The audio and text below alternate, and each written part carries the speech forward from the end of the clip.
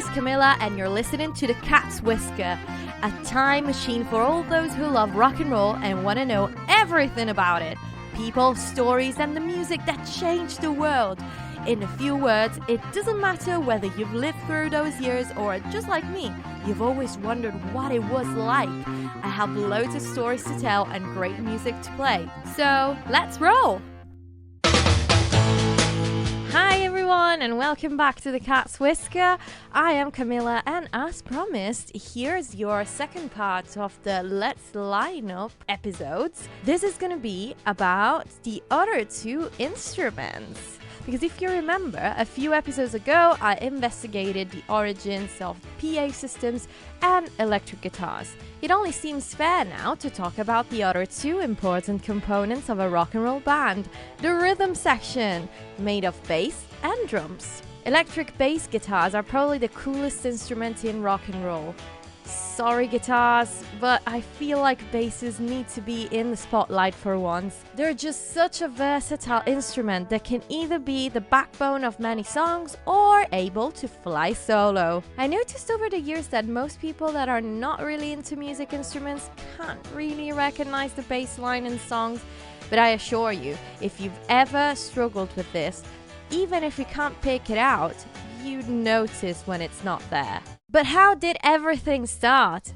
Obviously, the story of the bass guitar starts with the more classical but still very present in rock and roll double bass or upright bass. Just like its later electric version, the double bass is the lowest pitched stringed instrument. It was born in the 1500s to be a bass version of the violin, and it's still used a lot today. And to actually have an instrument that wasn't as big, more manageable, louder, but still had the same tuning, the electric bass was invented. A first attempt was made by the famous Gibson in the 1910s, and it was a massive instrument that was a mixture between a mandolin and a bass, called mando bass. They stopped producing them in 1930, deciding to focus on the other needs of the market. The first lucky production of an actual bass guitar started in the 1930s. The same decade, electric guitars were invented. A man in Seattle named Paul Tutmark was the first to actually produce effectively a solid body electric bass guitar. It was called Audiovox 736 Bass Fiddle. It was sold with an amplifier and was made in 1935. It was a very cool and modern instrument that in a way looked more like a guitar than the first electric guitar did. Tutmark decided to add frets to the instrument, making it easier to play. Only around 100 basses were made from the initial prototype designed by Tutmark, but that definitely marked the start of the instrument that became the soul of rock and roll and today's music. It obviously wasn't perfect. The 736 only had the one pickup, the lead was plugged in from the top of the main body of the guitar, but most importantly, it was a 30.5-inch scale bass, which means that it wasn't full scale. Around the same years, Rickenbacker had produced an electric bass viola sold with an amplifier. Everyone was trying to find a solution essentially, but they would have to wait a little longer for the answer. The problem was solved 15 years later by Fender. Leo Fender and George Fullerton, in fact, would patent their Fender Precision bass in 1951, making it the first full-scale electric bass ever. It still had the one pickup until 1957, and the design resembled a lot the one of their famous electric guitars. Their first Telecasters in the early models, and then they got more similar to the Stratocaster. Unfortunately, most people like my mother can't really tell the difference between a guitar and a bass guitar, but besides the practicality of it all, bass guitars were built very similar to electric guitars in order to be appealing for guitarists too. Well, come on, let's be honest, how many bass guitarists out there had to go at a guitar? Most of them. I mean, think of Paul McCartney. Between the first adopters of the Fender Precision bass was Monk Montgomery. After the success of Fender's new bass, other companies decided to give their contribution to the market. And now, ladies and gentlemen, please sit down because I might shock you. It was 1953 when Gibson, Fender's legendary competitor, had to counterattack and produce the first violin bass. Yes, it wasn't Hofner who produced the first violin bass, but Gibson. The model was called EB1. It was a short scale, but it was sold with an extendable pin to even play it in the upright position. The company decided not to follow up that type of model and opted for the EB2 and the EB0, more similar to the guitars they were already producing. The EB0, for example, is literally a bass SG. In my heart, though, is the German company Hofner that produced the first ever full-scale violin bass, the sensational 500/1 model that will give the company incredible prestige when Paul McCartney will use it as his signature bass. I might be a little biased here because for my last birthday just a couple of months ago, Liam, my boyfriend, got me a beautiful Hofner violin, but I find the history of Hofner deeply fascinating. It all started in 1887. Making them one of the oldest manufacturers. From a factory in the small town of Schönbach in Germany to a worldwide renowned company.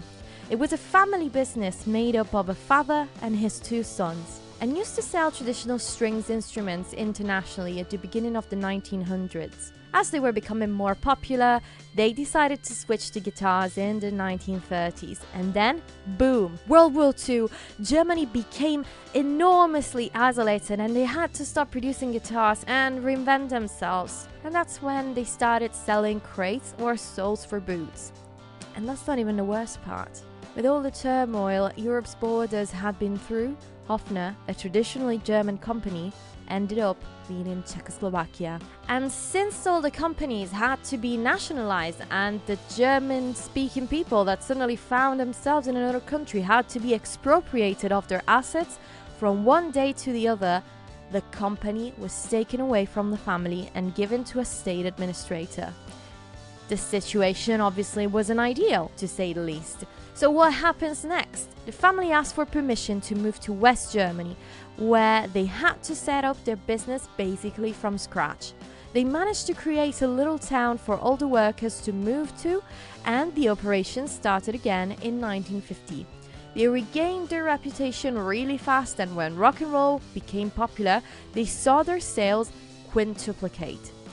They were selling so quick that they had to find another way to paint the guitars that took less time, because they couldn't keep up with the requests otherwise. When they probably couldn't expect anything better, in 1961, a young man from Liverpool walks into a music shop in Hamburg and buys a Hofner violin bass, a model that he would keep playing for 60 years and is still one of the most recognizable and iconic instruments in the whole world. And talking about famous bass guitars, Paul McCartney also used a Rickenbacker 4001. They were first produced in 1957 and the dream of many musicians.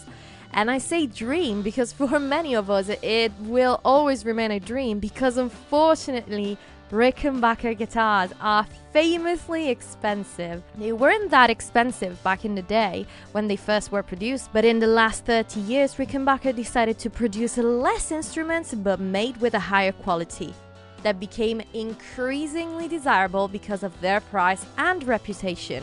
And that's why now they cost so much. And so much so that if you type Rickenbacker on Google, one of the first researches that pop up are, why are Rickenbackers so expensive?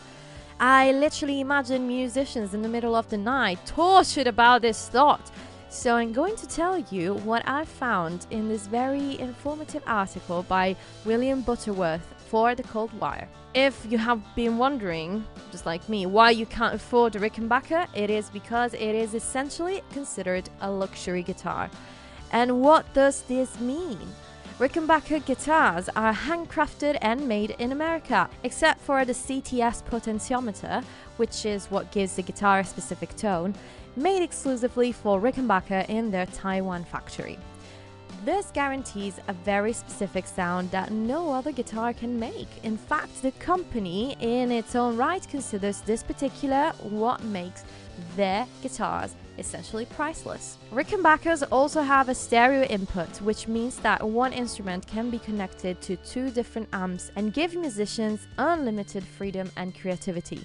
During the early age of rock and roll, other companies decided to start producing basses like Kay, Yamaha, Burns, and Dan Electro. That, by the way, has been the first to produce a bass with more than 4 strings, the UB2 in 1956. The project didn't have a long life though. In fact, it is Fender, again, that mass-produced the first 5-string bass nearly 10 years later. In the meantime, the big giants Fender and Gibson continue to produce new models, and the bass guitar becomes a staple of the rock and roll instruments. As the years go by, more versions of this iconic instrument proliferate. As basses get more strings, they also seem to lose their frets. The Rolling Stones bassist Bill Wyman, in fact, decided to get rid of the frets on his bass in 1961. It would have to wait until the mid-60s, though, to see the Ampeg AUB1, the first commercialized fretless bass. They are used to achieve a more varied tone and slide easily between notes. But now let's talk about the other component of the rhythm section, the drums. Probably one of the oldest instruments in the world. If we look into stroke idiophones, so basically instruments that create sound through vibration and are either used with sticks or hands, the oldest ones that were found were made from mammoth bones, and they date back to 70,000 years ago. Iconography suggests that percussion instruments were used by ancient Egyptians, Romans, Greeks, and even in Mesopotamia. Literally, where there was people, there was music. And well, not only people, scientists found out that macaque monkeys drum by shaking branches and stomping on logs as a form of non-vocal communication. It is done to establish a hierarchy. The louder you can drum, the more powerful you are. The interesting fact about macaques is that they use other objects to drum on a surface, just like humans with drumsticks. Gorillas, on the other hand, beat their chests and clap their hands, as we know, and chimpanzees drum on trees. But let's go back to humans. In China, for example, someone discovered percussion instruments made of alligator skin, and it traced back to the 5500 before Christ. Obviously, what they were using didn't really look much like our modern drum kits, but unlike all the other instruments we talked about here in this podcast, the drums are probably the ones that changed the least over the millennia. Drums are even mentioned in one of the oldest religious texts in the world and linked to Hinduism, the Rig Veda, written between the 1500 and 1000 before Christ. Specifically, in one of the verses, there's a mention of war drums. This actually reveals something really interesting about the habits of people in the past. Music was primarily used in battles or religious ceremonies. But not only. In some countries, especially in Sri Lanka and West Africa, drums were used as means of communication over large distances. Shaped like an hourglass with 2 drum heads, this specific type of drums are called talking drums, and their pitch and tone can be regulated very specifically to resemble the sound of the human voice. They were first developed over 2,500 years ago. Still in Africa, and in Burundi specifically, a unique type of drums called karienda is the symbol of the mwami, the king, who has a semi-divine status. The mwami was the only person able to interpret the beats of the karienda and translate them into rules for his kingdom. The karienda was even on their flag until 1966. Moving on to Asia and Europe, people usually play the frame drum, a very common instrument for religious and spiritual ceremonies, and we can now consider them as an ancient form of snare drums and toms. And when it comes to percussion, I'm talking about the cymbals as well. Examples of cymbals can be found in reliefs, paintings, even in the Bible, and archaeologists have found some existent specimens from ancient Greece. In medieval times, probably in France, the tabor was invented, which is a portable snare drum that we still use today in marching bands. Kettle drums then were found not only in Europe but in earlier ages in Egypt, Turkey and the Ottoman Empire. And they would lead basically to the bass drum. But let's travel in time a little bit and get to 1865. The African American communities present in the US were finally free, and this also meant that they could give their precious contribution to music. Many of them had already brought their instruments to the States during the slave trade, but now that they were finally free citizens, many of them actually decided to become musicians. Since the traditional percussionists worked with marching bands, orchestra, vaudeville or theatre shows, and in that context those instruments, the cymbals, the snares or the bass drums, were each prerogative of a single musician, someone one day woke up and said, wouldn't it be interesting if one person could play them all together? At the beginning of the 1900s then, the idea of double drumming was developed. Whilst in the past drums had to be played mainly by different people, double drumming made it possible for one person to use both the snare drum and the bass drum at the same time, using drumsticks. Most times that was achieved by putting the snare drum on a support like a chair right next to the bass drum. That way, drum heads could be played together. But it wasn't really that easy though, and comfortable. And guess who thought so too? A man named William F. Ludwig, who in 1909 introduced a new way to play the bass drum, inventing a comfortable foot pedal that was added straight away to the design of the new drums. The 5-piece drum kit as we know it today was starting to shape up, and it appeared for the first time around the 20s in New Orleans and served both parades and the blooming jazz scene. As the years went by, new genres such as Dixieland, jazz, swing and rock and roll, and well, all that followed, made drum kits evolve in different variations, adding bits and making everything more technological. But if you ask me, there's nothing like the original. Thank you for listening to this episode. If you haven't listened to the first part of it, it's, I think, between my first episodes, so make sure you listen to that one too, and why not to my other episodes. I've got tons of them. And if you're still not annoyed yet by the sound of my voice, you can follow me on social media. I'm on TikTok at The Cat's Whisker and on Instagram at The Cat's Whisker Podcast. I'm gonna see you next week with a brand new episode. Ciao!